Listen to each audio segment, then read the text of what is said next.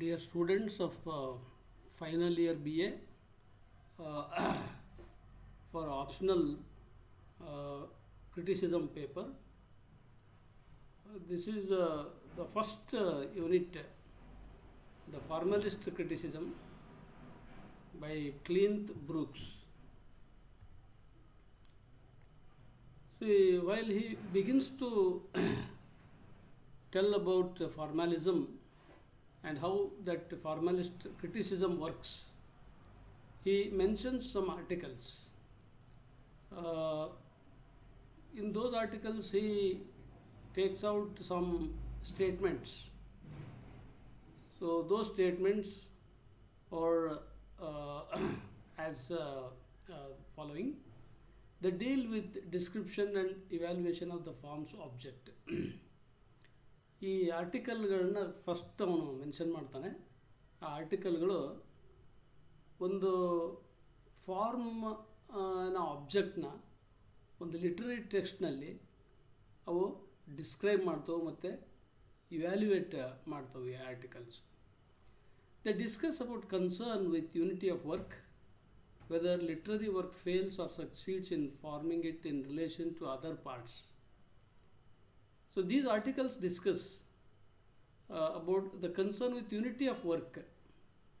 So whether literary work fails or succeeds in forming it in relation to other parts. ಈ ಒಂದು ವರ್ಕಿನ ಯೂನಿಟಿಗೆ ಸಂಬಂಧಪಟ್ಟ ಹಾಗೆ ಅವು ಚರ್ಚಿಸ್ತವೆ ಈ ಎಲ್ಲ ಆರ್ಟಿಕಲ್ಸು.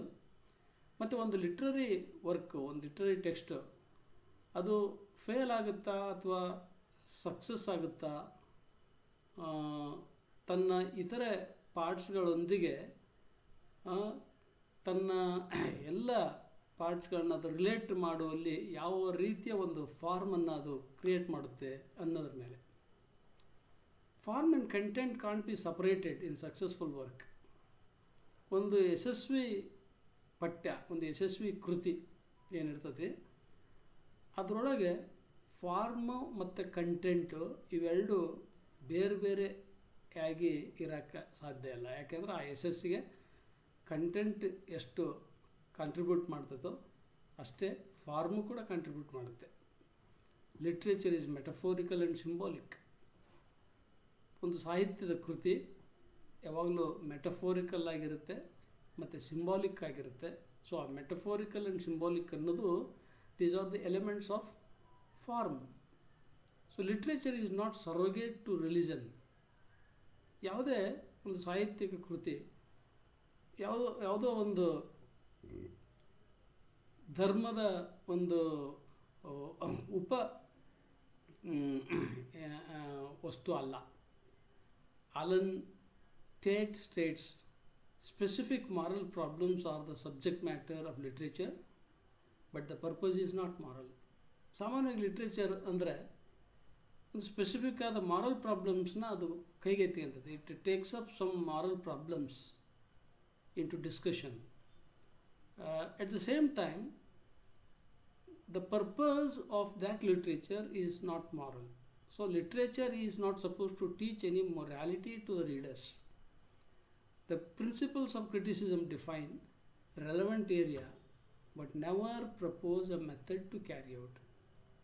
So ಒಂದು ವಿಮರ್ಶೆಯ ತತ್ವಗಳು ಏನಿದಾವೋ ಅವು ರೆಲೆವೆಂಟ್ ಏರಿಯಾವನ್ನು ಡಿಫೈನ್ ಮಾಡ್ತವೆ ವಿನಃ ಅವು ಒಂದು ಮೆಥಡನ್ನು ಹೀಗೆ ನೀವು ಒಂದು ಕೃತಿಯನ್ನು ರಚಿಸಬೇಕು, ಅದಕ್ಕಿಂತ ಒಂದು ಫಾರ್ಮ್ನಲ್ಲೇ ರಚಿಸಬೇಕು ಅಂತ ಅದು ಯಾರಿಗೂ ಕೂಡ ಒಂದು ಮೆಥಡನ್ನು ಪ್ರಪೋಸ್ ಮಾಡಲ್ಲ. So these are the statements taken from some articles in the beginning of his discussion about formalist criticism. The second points, let us go through Brooks ideas. These statements serve no purpose. See, all these statements, they do not serve any purpose because the reader with interest knows in advance the general nature through critics' books. Such restatements would lead to misunderstandings. ಯಾಕೆ ಅಂದರೆ ಯಾವಾಗಲೂ ಒಬ್ಬ reader ಯಾರು ಆಸಕ್ತಿಯನ್ನು ಹೊಂದಿರ್ತಾನೋ ಒಂದು ಕೃತಿಯೊಳಗೆ ಅಥವಾ ಓದುವಿನಲ್ಲಿ, ಅವನು in advance ಆಗಿ ಆ ಕೃತಿಯ ಬಗ್ಗೆ ಕ್ರಿಟಿಕ್ಸ್ಗಳ ಮುಖಾಂತರ ಏನೆಲ್ಲ ಗೊತ್ತುಪಡಿಸ್ಕೊಂಡಿರ್ತಾನೆ. ಹಾಗಾಗಿ ಇಂಥ ರೀಸ್ಟೇಟ್ಮೆಂಟ್ಸ್ಗಳು ಮಿಸ್ಅಂಡರ್ಸ್ಟ್ಯಾಂಡಿಂಗಿಗೆ ಕಾರಣ ಆಗ್ತವಂತೆ. Let us deal with the persistent misunderstandings of objections. So ಇಂಥ ಮಿಸ್ಅಂಡರ್ಸ್ಟ್ಯಾಂಡಿಂಗ್ಸ್ ಆಫ್ ಅಬ್ಜೆಕ್ಷನ್ಸ್ ಏನಿದಾವಲ್ಲ, ಇವುಗಳನ್ನ ಕಂಟಿನ್ಯೂಸ್ ಆಗಿ ನಾವು ನೋಡ್ತಾ ಹೋಗ್ಬೋದು ಮುಂದಿನ ಇವನ ವಿಷಯದಲ್ಲಿ. As Brooks discusses about how these restatements would lead to misunderstandings. See, the third point, text. There are two types. One is the bloodless text and another is hollow text. Bloodless and hollow text. So if the text is full of flesh and blood, it should have life in it.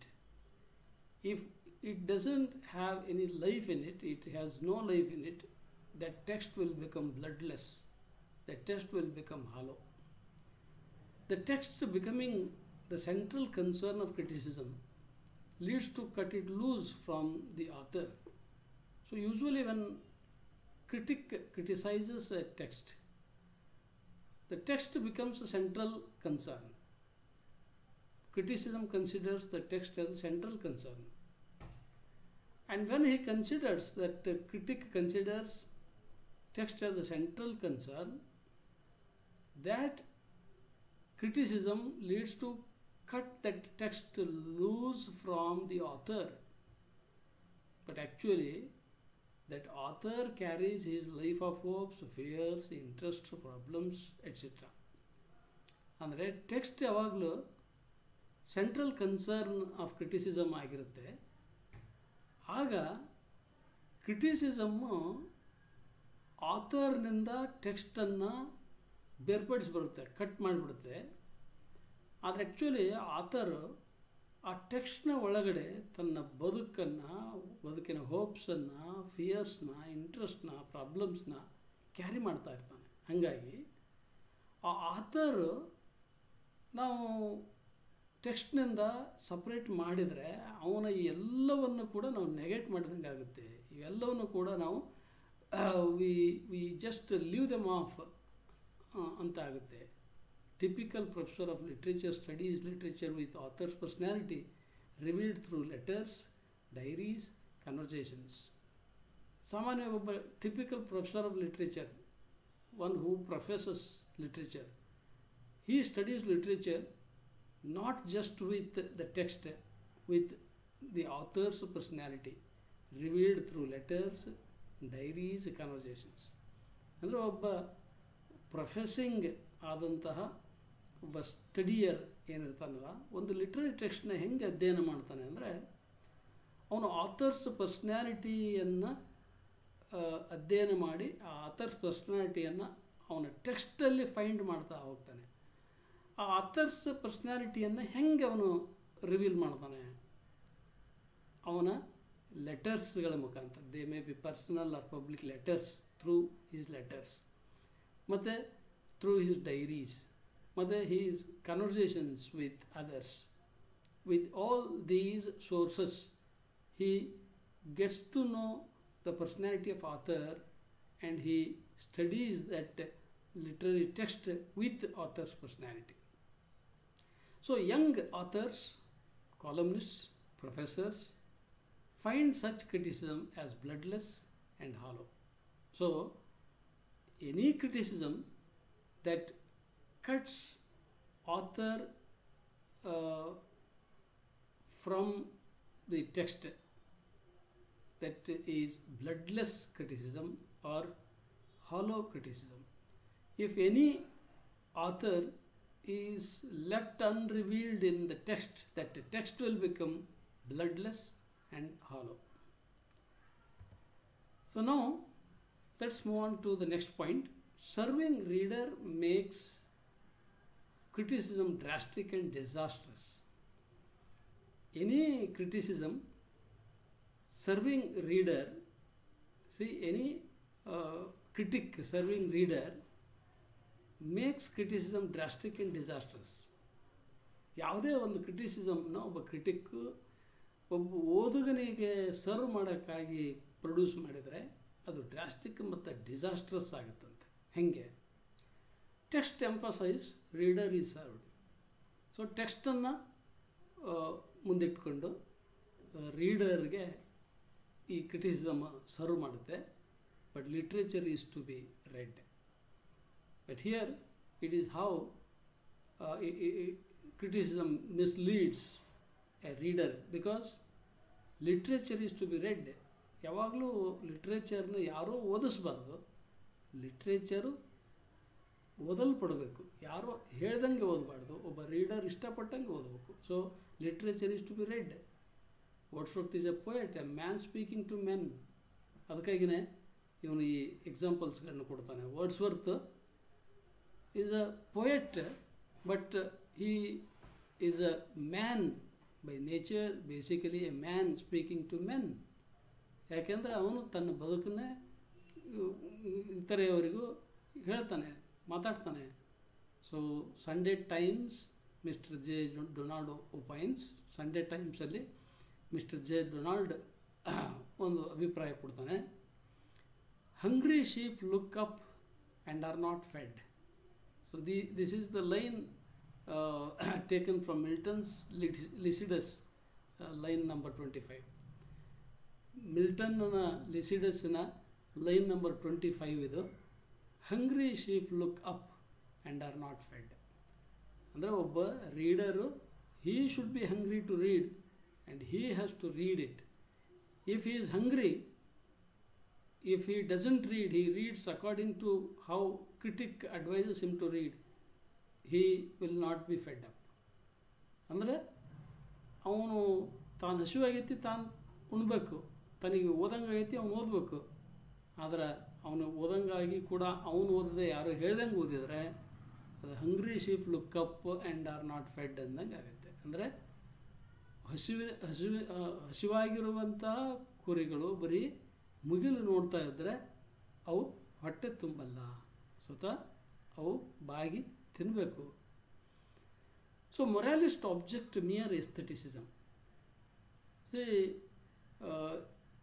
In any text near aestheticism is not fully acceptable, fully satisfied, because according to moralists, a text should teach something good. So moralist objects mere aestheticism. If audience are neglected, literature stands nowhere. See, without any concern with the readers, if anything is produced, if anything is written, if any literature is produced, and that literature stands nowhere, it will be not suitable anywhere for any type of readers.